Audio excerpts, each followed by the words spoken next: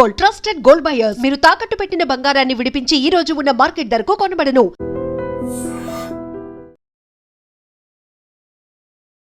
హన్మకొండలో జరిగినటువంటి ఇన్సిడెంట్ ఇది. యాక్చువల్లీ వృత్తిరీత్యా వీళ్ళిద్దరు కూడా డాక్టర్స్.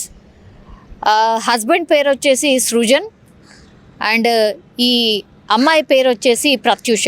ఇద్దరు కూడా డాక్టర్సే. ఒక్కరేమో కార్డియాలజిస్ట్, ఇంకొకళ్ళేమో డెంటిస్ట్. ఇప్పుడు వీళ్ళిద్దరి మధ్య మనస్పర్ధలో ఇంకో రీజనా అంటే సింపుల్. ఈ మధ్య కాలంలో కపుల్స్ వృత్తిరీత్యా అంటే డాక్టర్స్ కాకుండా వేరే వేరే వృత్తిలో ఉంటేనేమో జనరల్లీ ప్రాబ్లంలు వస్తూ ఉంటాయి డాక్టర్ వృత్తిలో ఉన్న వాళ్ళకి. కానీ వీళ్ళిద్దరు డాక్టర్స్ అయినప్పటికీ కూడా ఒక ఇన్ఫ్లుయెన్సర్ చేసినటువంటి ఇంటర్వ్యూతోని వాళ్ళిద్దరి మధ్య మనస్పర్ధలు స్టార్ట్ అయ్యాయి. యాక్చువల్లీ వరంగల్కి సంబంధించిన ఇన్సిడెంట్ కాబట్టి వరంగల్లో ఒక ప్రైవేట్ హాస్పిటల్ కొత్తగా ప్రారంభమైంది. మనకు తెలుసు సోషల్ మీడియా ప్లాట్ఫామ్లో అది ఎంత పెద్ద బ్రాండెడ్కి సంబంధించిన హాస్పిటల్ అయినా ఇంకేదైనా ఈ ఇన్ఫ్లుయెన్సర్స్తోని ప్రమోషన్ చేయించుకోవడం వెరీ వెరీ కామన్. అందులో భాగంగానే ఇప్పుడు ఈ డాక్టర్ సృజన్ అట్లనే ఒక అంటే ఓనర్ ఆఫ్ ఒక హాస్పిటల్. సో దాన్ని ప్రమోషన్ వైజ్గా ఒక ఇన్ఫ్లుయెన్సర్ని మాట్లాడిండ్రు. ఆమె పేరు వచ్చేసి శృతి. ఆమెతోని కొన్ని రోజుల క్రితం ఈ హాస్పిటల్కి సంబంధించిన ప్రమోషన్ వీడియో చేసిండు.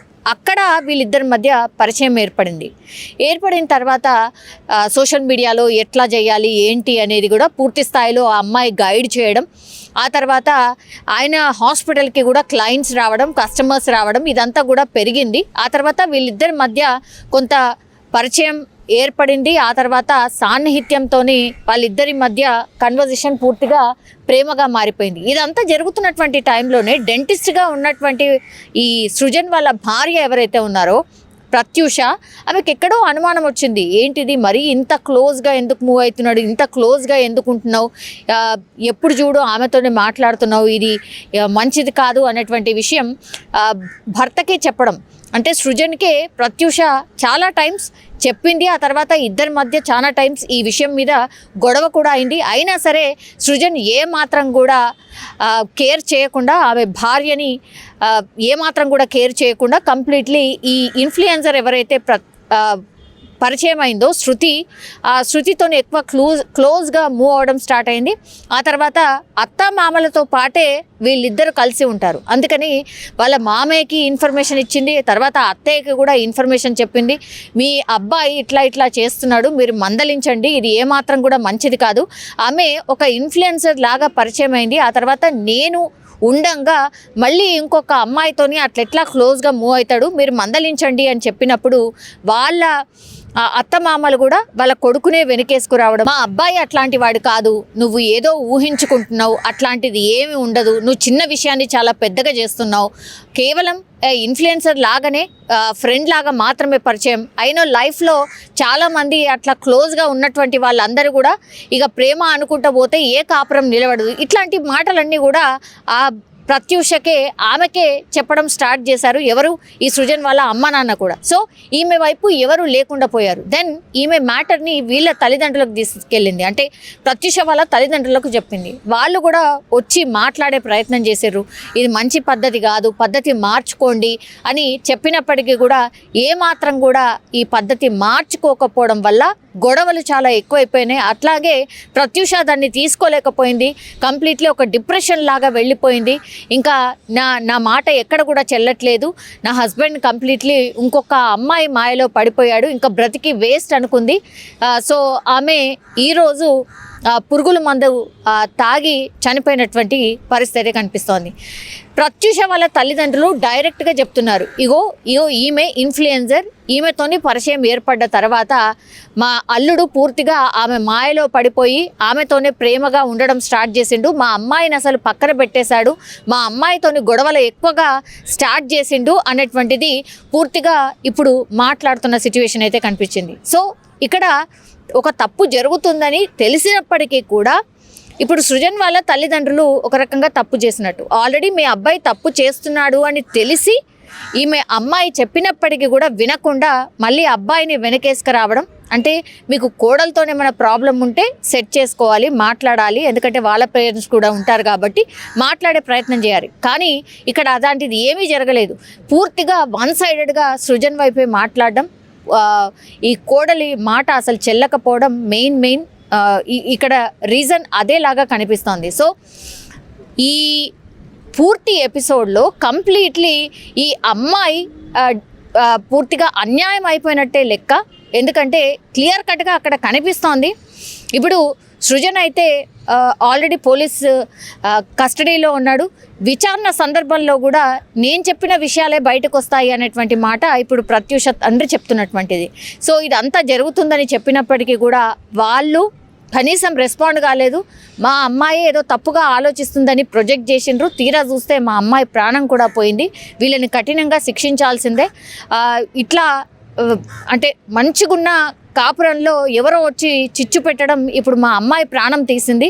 లాస్ట్కి వస్తే మా అమ్మాయిని శవంగా చూడాల్సిన పరిస్థితి వచ్చింది అని పాపం ప్రత్యూష వాళ్ళ తల్లిదండ్రులు ఏడుస్తున్నటువంటి సిచ్యువేషన్. చాలా చిన్నగా ఒక ప్రాబ్లమ్ని సాల్వ్ చేసే సిచ్యువేషన్ ఉన్నా కూడా దీన్ని రాంగ్గా హ్యాండిల్ చేయడం వల్ల పాపం ఒక ప్రాణం పోయింది, అట్లాగే జీవితం కూడా ఆగమైపోయినటువంటి పరిస్థితి. ఇప్పుడు సృజన్ మీద ఎలిగేషన్స్ ఏవైతే చేస్తుందో ప్రత్యూష అందుకే చనిపోయింది. అట్లాగే ప్రత్యూష వాళ్ళ తల్లిదండ్రులు చెప్తున్న మాట ప్రకారం ఇప్పుడు సృజన్ ఈ ఇన్ఫ్లుయెన్సర్ మాయలో పడి ఇదంతా జరిగింది అన్నటువంటి మాట చెప్తున్నారు. ఇప్పుడు సృజన్ని విచారించిన ఆ తర్వాత ఆయన ఫోన్ కన్వర్జేషన్స్ చూసిన ఇప్పుడు శృతి అనే ఇన్ఫ్లుయెన్సర్ని కూడా పోలీసులు విచారణ నిమిత్తం పిలిచినప్పుడు ఇద్దరిని కూర్చోబెట్టి క్రాస్ చెక్ చేసినప్పుడు అసలు ఏం జరిగింది అనే విషయం అయితే తెలిసే అవకాశం కనిపిస్తోంది. ఒకవేళ ఇందులో నిజంగానే ప్రత్యూష ఆరోపిస్తున్నట్టుగా వీళ్ళిద్దరి మధ్య ఏమైనా ఉంటే మాత్రం ఇప్పుడు కఠినంగా శిక్షలు అయితే పడే అవకాశం అయితే కనిపిస్తోంది. కానీ పాపం పోరాని ప్రాణం అయితే పోయిన పరిస్థితి. ముఖ్యంగా ఎప్పుడైతే మెడికవర్ హాస్పిటల్ ఓపెన్ అయిందో దాంట్లో కన్సల్టెంట్గా చేరిందో ఆ కన్సల్టెంట్గా చేరడం లోపల ఆ ఓపెనింగ్కు వచ్చినటువంటి ఒక భానువతు శృతి ఎలియాస్ బుట్టబొమ్మ అని చెప్పి ఇన్స్టాగ్రామ్లో ఉన్నటువంటి అమ్మాయి ఏదైతే ఉన్నదో అక్కడ ఇంటర్వ్యూ చేయడం తోటి మొదలైన వీళ్ళ ప్రవర్తన, వీళ్ళ ఒక అఫైర్ మొదలయ్యి ఇక పిల్లలను, నా కూతురును చిత్రహింసల పాలు చేసుకుంటూ అసలు ఏమాత్రం పట్టించుకోకుండా తిరుగుతూ ఉంటే నా బిడ్డ ఫస్ట్ వాళ్ళకు అత్తకు మామకే చెప్పుకోవడం జరిగింది. చెప్పుకుంటే వాళ్ళు అసలు నా కొడుకు ఇలాంటి స్నేహాలు, ఇలాంటి స్నేహితులు ఎంతోమంది ఉంటారు, వాళ్ళని నువ్వు పట్టించుకోవాల్సిన అవసరం లేదు, నా కొడుకు మొగోడు కాబట్టి నువ్వు ఏం చేయొద్దు అని చెప్పి బూతులు తిట్టి ఆమెనే కుట్టడం జరిగింది. అట్లాంటి సందర్భం లోపల నా బిడ్డ మాకు చెప్పుకోవడానికి వెనుక ముందు ఆడి నేను ఒక పేషెంట్ అని చెప్పి చెప్పుకోవడానికి వెనుక ముందు ఆడడం జరిగింది. ముఖ్యంగా వాడు ఆ అమ్మాయిని ఏదైతే ఈ శృతి అని ఉన్నదో ఆ అమ్మాయిని పెళ్లి చేసుకోవాలని ఒక దురుద్దేశంతో నీకు డైవర్స్ ఇస్తాను, ఎక్కువ తక్కువ ఆవాజ్ చేస్తే నిన్ను వదిలేస్తా చేస్తా అని ఇట్లా బెదిరించుకుంటూ వచ్చేసి మొన్న అంటే అంతకుముందు కూడా చాలా సందర్భాల్లో కొట్టడము, చేయడము, విమర్శిస్తే నువ్వు అడిగితే చేస్తే నిన్ను ఏదంటే చేస్తా అని చెప్పి బెదిరించడం ఇట్లా జరిగింది. వాళ్ళ ఆ తల్లిదండ్రులు చేసిండు, వీడు చేసిండు, ఆఖరికి ఈ శృతి అనే అమ్మాయి కూడా బెదిరించడం జరిగింది. నువ్వు ఎవరు చెప్పుకో, నువ్వు ఏం చేసుకుంటావో చేసుకో, నిన్ను విడదీయాలంటే ఒక 10 నిమిషాలు నిమిషం పట్టదని చెప్పి చెప్పుకుంటూ చేస్తే నా బిడ్డ అంతా మనసులో పెట్టుకొని ఆ రందితోటి కుమిలిపోయి చెప్పుకోలేక అది నిన్నటిది కూడా మాకు ఇప్పటికీ మిస్టరీయే. ఎందుకు అనంటే అసలు బయట నుండి లాక్ వస్తుంది, లోపలికి పోయి హ్యాంగింగ్ చేసుకున్నది అని చెప్పి చెప్తున్నారు. ఆ హ్యాంగింగ్ చేసుకున్న దగ్గర బాడీని ఉంచలేదు వాడు. ఆ బాడీని తీసుకొని గవర్నమెంట్ హాస్పిటల్కు తీసుకురాకుండా ఎన్ఎస్ఆర్ అపోలో హాస్పిటల్కు తీసుకుపోయి అందులో అడ్మిట్ చేసిండు. అది యాక్చువల్గా బ్రాడ్ డెడ్ కేసు అని వాళ్ళు ఇవ్వడం జరిగింది. కాబట్టి మేము కోరుకునేది ఒకటి ఏంటి అని అంటే ఇట్లాంటి ఈ డాక్టర్ అయిన వృత్తికే వీడు కలంకం తెచ్చినటువంటి అనర్హుడు వీడు. దీనికి ఉన్న డాక్టర్ డిగ్రీని రద్దు చేయాలి. ముఖ్యంగా సృజన్ను వాళ్ళ తల్లిదండ్రులను కఠినంగా శిక్షించాలని చెప్పి మాత్రం మేము కోరుకుంటాం. నిజంగా ప్రస్తుతం ఉన్నటువంటి సమాజం దేనికి ప్రయారిటీ ఇస్తుంది? ఆర్థిక సంబంధాల చుట్టూ మాత్రమే తిరుగుతుంది. మళ్ళీ ఎన్నికలంగానే చాలా విరక్తి కలుగుతాం. మంచి అనిపిస్తుంది కదా, లేడీస్ కూడా ఛాలెంజింగ్ జాబ్స్ చేసినప్పుడు చాలా బాగుంటది. ట్రాఫిక్ అసిస్టెంట్స్ గా నియమించిన ట్రాన్స్జెండర్స్ అందరితో సాల్యూట్ చేయించుకుంటున్నారు. ఫుడ్ డెలివరీ ఇవ్వటానికి వెళ్ళినటువంటి డెలివరీ బాయ్ అనిల్ పై కళ్ళ ముందు